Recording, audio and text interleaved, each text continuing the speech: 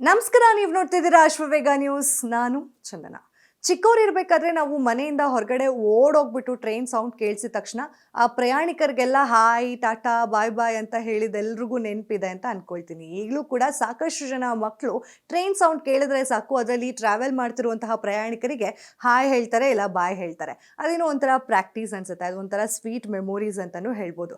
ಆದರೆ ಈ ಹಿಂದೆ ನಾವು ನೋಡ್ತಿದ್ದಂತಹ ಟ್ರೈನ್ಗಳಿಗೂ ಈಗ ಬರ್ತಿರುವಂತಹ ಟ್ರೈನ್ಗಳಿಗೂ ಸಿಕ್ಕಾಪಟ್ಟೆ ಡಿಫ್ರೆನ್ಸ್ ಇದೆ.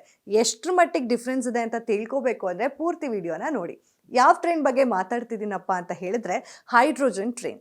ಈಗ ಈ ಹಿಂದೆ ಒಂದೇ ಟ್ರೈನ್ ಬಂದಿತ್ತು, ಅದೇ ರೀತಿಯಲ್ಲಿ ಇರುವಂತಹ ಒಂದು ಟ್ರೈನ್ ಇದು, ಔಟ್ಲುಕ್ ಮಾತ್ರ. ಆದರೆ ಈ ಟ್ರೈನ್ನ ಸ್ಪೆಷಾಲಿಟಿನೇ ಬೇರೆ. ಈ ಟ್ರೈನ್ ಕೂಡ ಸಾಮಾನ್ಯ ಟ್ರೈನ್ನಂತೆ ಒಂದು 10 ಬೋಗಿಗಳನ್ನು ಹೊಂದಿದೆ. 10 ಬೋಗಿಗಳನ್ನು ಹೊಂದಿರುವಂತಹ ಈ ಟ್ರೈನಿಗೆ 2600 ಪ್ರಯಾಣಿಕರನ್ನು ಕರ್ಕೊಂಡು ಹೋಗುವಂತಹ ಕೆಪಬಿಲಿಟಿ ಕೂಡ ಇದೆ. ಆ್ಯಂಡ್ ಈ ಟ್ರೈನ್ನ ನಿನ್ನೆ ನರೇಂದ್ರ ಮೋದಿ ಅವರು ಚಾಲನೆಯನ್ನು ಕೊಟ್ಟಿದ್ದಾರೆ. ಹರಿಯಾಣದ ಜಿಂದ್ನಿಂದ ಸೋನಿಪೆಟ್ವರೆಗೂ ಈ ಟ್ರೈನ್ ಟ್ರಾವೆಲ್ ಮಾಡ್ತಿದೆ. ಅಂದರೆ 2 ಟೈಮಿಂಗ್ಸ್ ಇದೆ ಇದಕ್ಕೆ. ಬೆಳಗ್ಗೆ 7:40ಕ್ಕೆ ಹರಿಯಾಣದ ಜಿಂದ್ನಿಂದ ಟ್ರಾವೆಲ್ ಮಾಡಿದ್ರೆ ಬೆಳಗ್ಗೆ 9:40ಕ್ಕೆಲ್ಲ ಸೋನಿಪೆಟ್ಟನ್ನು ರೀಚ್ ಆಗುತ್ತೆ. ಅದಾದಮೇಲೆ ವಾಪಸ್ ಅಲ್ಲಿ ಒಂದು 10 ಗಂಟೆಗೆ ಏನೋ ಹೊರಟ್ರೆ 1 ಗಂಟೆಗೇನೋ ರೀಚ್ ಆಗುತ್ತೆ ಅಂತ ಹೇಳಿದ್ದಾರೆ. ಬಟ್ ಇನ್ನೂ ಕನ್ಫರ್ಮೇಷನ್ ಆಗಿಲ್ಲ. ಆ್ಯಂಡ್ ಈ ಟ್ರೈನ್ನ ಕಾಸ್ಟ್ ಕೂಡ ಸಿಕ್ಕಾಪಟ್ಟೆ ಕಡಿಮೆ ಇದೆ. ಅಂದರೆ ಒಂದು ಟ್ರೈನ್ ಪ್ಲ್ಯಾಟ್ಫಾರ್ಮ್ ಟಿಕೆಟ್ಗಿಂತ ತುಂಬ ಕಡಿಮೆ ಇದೆಯಂತೆ ಈ ಟ್ರೈನ್ನ ಬೆಲೆ. ಕೇವಲ 5 ರೂಪಾಯಿಂದ 25 ರೂಪಾಯಿವರೆಗೂ ಈ ಟ್ರೈನಲ್ಲಿ ನಾವು ಪ್ರಯಾಣ ಮಾಡಿಸ್ಬೋದು. ಆದರೆ ಎಷ್ಟು ದೂರದಲ್ಲಿ ನಾವು ಪ್ರಯಾಣ ಮಾಡ್ತಿದ್ದೀವಿ ಅನ್ನೋದ್ರ ಮೇಲೆ ಡಿಪೆಂಡ್ ಆಗುತ್ತೆ. ಸ್ಟಾರ್ಟಿಂಗ್ಗೆ ಇವಾಗ ಒಂದು ಸ್ಟಾಪಿಗೆ ಹೋಗ್ತೀವಿ ಅಂದರೆ 5 ರೂಪಾಯಿ, ಲಾಸ್ಟ್ ಸ್ಟಾಪಿಗೆ ಹೋಗ್ತೀವಿ ಅಂದರೆ 25 ರೂಪಾಯಿ. ಈ ರೀತಿಯಾಗಿ ಏನೋ ಒಂದು ಪ್ರೈಸ್ ರೇಂಜ್ ಕೂಡ ಇದೆ ಅಂತ ಹೇಳಲಾಗ್ತಾ ಇದೆ. ಆ್ಯಂಡ್ ಈ ಟ್ರೈನ್ ಹೇಗೆ ರನ್ ಆಗುತ್ತೆ ಅಂದರೆ, ಒಂದು ಹೈಡ್ರೋಜನ್ನಿಂದ ಒಂದು ಟ್ರೈನನ್ನು ರನ್ ಮಾಡೋದಕ್ಕೆ ಸಾಧ್ಯನಾ ಅಂತ ಕೇಳಿದ್ರೆ ಖಂಡಿತವಾಗ್ಲೂ ಹೌದು. ಇದು ನಮ್ಮ ಭಾರತದ ಮೊದಲ ಹೈಡ್ರೋಜನ್ ಟ್ರೈನ್. ವಿದೇಶಗಳಲ್ಲಿ ಹೈಡ್ರೋಜನ್ ಟ್ರೈನ್ ಇದೆ. ಸೊ ಅದು ಸಕ್ಸಸ್ ಆದ ಬೆನ್ನಲ್ಲೇ ನಮ್ಮ ಭಾರತದಲ್ಲೂ ಕೂಡ ಹೈಡ್ರೋಜನ್ ಟ್ರೈನನ್ನು ತೊಗೊಂಡು ಬಂದಿದ್ದಾರೆ.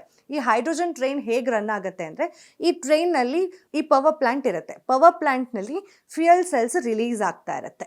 ಈ ಫ್ಯೂಯಲ್ ಸೆಲ್ಸು ಹೈಡ್ರೋಜನ್ನ ಮತ್ತು ಆಕ್ಸಿಜನನ್ನು ಕಲೆಕ್ಟ್ ಮಾಡ್ತಾ ಇರುತ್ತೆ. ಈ ಹೈಡ್ರೋಜನ್ ಆಕ್ಸಿಜನ್ ಜೊತೆ ರಿಯಾಕ್ಟ್ ಮಾಡಿದಾಗ ಎಲೆಕ್ಟ್ರಿಸಿಟಿ ಉತ್ಪಾದನೆ ಆಗುತ್ತೆ. ಎಲೆಕ್ಟ್ರಿಸಿಟಿ ಉತ್ಪಾದನೆ ಆದಾಗ ಈ ಹೈಡ್ರೋಜನ್ ಟ್ರೈನ್ ರನ್ ಆಗುತ್ತೆ. ಈ ಹಿಂದೆ ನಾವು ಡೀಸೆಲಿಂದ ಓಡ್ತಾ ಇದ್ದಂತಹ ಟ್ರೈನ್ಗಳನ್ನು ನೋಡಿದ್ದೀವಿ. ಹಾಗೆ ಓವರ್ ಬೋರ್ಡ್ನಲ್ಲಿ ಎಲೆಕ್ಟ್ರಿಸಿಟಿಯನ್ನು ಬಳಸ್ಕೊಂಡು ಓಡ್ತಾ ಇದ್ದಂತಹ ಟ್ರೈನ್ಗಳನ್ನು ಕೂಡ ನೋಡಿದ್ದೀವಿ. ಇನ್ನು ಸ್ಟಾರ್ಟಿಂಗಲ್ಲಿ ಕೋಲಿಂದ ಓಡ್ತಾ ಇದ್ದಂತಹ ಟ್ರೈನ್ಗಳನ್ನು ಕೂಡ ನೋಡಿದ್ದೀವಿ. ಆಗ ಈ ಕಪ್ಪು ಹೊಗೆಯನ್ನು ಬಿಡ್ತಾ ಇದ್ವು ಟ್ರೈನ್ಗಳು.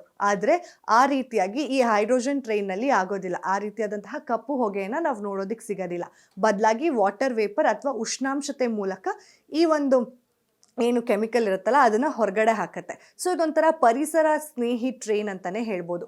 ಯಾವುದೇ ರೀತಿಯಾದಂತಹ ಹಾನಿ ಪರಿಸರಕ್ಕೆ ಆಗದೆ, ಹಾಗೆ ಜನಗಳಿಗೂ ಕೂಡ ಏರ್ ಪೊಲ್ಯೂಷನ್ನಿಂದ ತಪ್ಪಿಸ್ಕೊಳ್ಳೋದಕ್ಕೆ ಈ ಒಂದು ಟ್ರೈನ್ ಬೆಸ್ಟ್ ಅಂತಲೇ ಹೇಳ್ಬೋದು. ಆ್ಯಂಡ್ ನಾವೇನು ಚಿಕ್ಕ ವಯಸ್ಸಿನಲ್ಲಿ ನೋಡ್ತಿದ್ವಲ್ಲ, ಆ ಟ್ರೈನ್ಗಳೆಲ್ಲ ಈಗ ಸ್ವಲ್ಪ ಎವಾಲ್ವ್ ಆಗ್ತಾ ಇದೆ. ಎಲ್ಲ ಕೂಡ ಎಕೋ ಫ್ರೆಂಡ್ಲಿ ಆಗ್ತಾ ಇದೆ.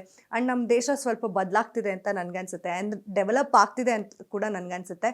ಈ ಹೈಡ್ರೋಜನ್ ಟ್ರೈನ್ ಅನ್ನೋದು ನಿಜಕ್ಕೂ ಒಂದು ಅದ್ಭುತವಾದಂತಹ ಕಾನ್ಸೆಪ್ಟ್. ಆ್ಯಂಡ್ ಈ ಹೈಡ್ರೋಜನನ್ನು ಹೇಗೆ ಮತ್ತೆ ಫಿಲಪ್ ಮಾಡ್ತಾರೆ, ಹೇಗಾಗತ್ತೆ ಅನ್ನೋದಾದರೆ, ಆ್ಯಂಡ್ ಇಲ್ಲಿ ಇನ್ನೊಂದು ವಿಷಯ ಕೇಳ್ಪಡ್ತಾ ಇರೋದೇನೆಂದರೆ, ಈ ಹರಿಯಾಣದ ಜಿಂದ್ ಇದೆಯಲ್ಲ, ಈ ಜಿಂದ್ನಲ್ಲಿ ಈ ಹೈಡ್ರೋಜನ್ ಘಟಕಗಳನ್ನು ನಿರ್ಮಾಣ ಮಾಡಿದ್ದಾರೆ. ಸೊ ಅದರಿಂದ ಹೈಡ್ರೋಜನನ್ನು ಪೂರೈಕೆ ಮಾಡ್ತಾರೆ ಅಂತ ಹೇಳಲಾಗ್ತದೆ. ಆ್ಯಂಡ್ ಆಗ ಹೈಡ್ರೋಜನ್ ಆಕ್ಸಿಜನ್ ಜೊತೆ ಮೀಟಪ್ ಆಗುತ್ತೆ. ಅದು ಆಕ್ಸಿಜನನ್ನು ನೇಚರಿಂದನೇ ತಗೊಳುತ್ತೆ ಈ ಟ್ರೈನ್ ಅಂತ ಕೂಡ ಹೇಳಲಾಗ್ತಿದೆ. ಸೊ ಇದು ಒಂಥರ ಡಿಫ್ರೆಂಟ್ ಆ್ಯಂಡ್ ಯೂನಿಕ್ ಆಗಿರುವಂತಹ ಟ್ರೈನ್ ಅನ್ನೋದು ನನ್ನ ಭಾವನೆ. ನಿಮ್ಗೇನು ಅನ್ಸುತ್ತೆ ಅನ್ನೋದನ್ನ ಕಮೆಂಟ್ ಮಾಡಿ ತಿಳಿಸಿ. ಮತ್ತೆ ಸಿಗೋಣ. ಅಲ್ಲಿವರೆಗೂ ನೋಡ್ತೀರಿ ಅಶ್ವವೇಗ ನ್ಯೂಸ್.